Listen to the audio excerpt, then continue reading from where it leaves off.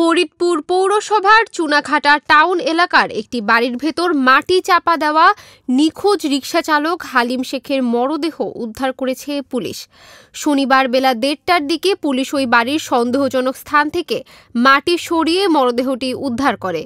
ফরিদপুরের police super Mohammad Abdul Jalil জানান, গত ৩১শে ডিসেম্বর আলীপুর এলাকার বাসা থেকে রিকশাচালক হালিম শেখ বের হয়ে নিখোঁজ হয়।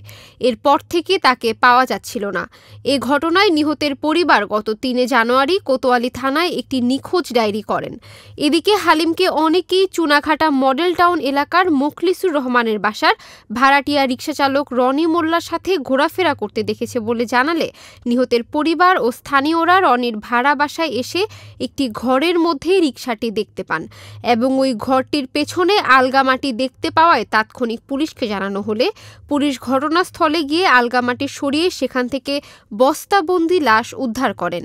ওই লাশটি নিখোঁজ হালিমের বলে দাবি করেছেন তার পরিবারের সদস্যরা। পুলিশ সুপার জানান, পুলিশ আইনি ব্যবস্থা গ্রহণের পাশাপাশি আসামিকে ধরতে তৎপরতা শুরু করেছে।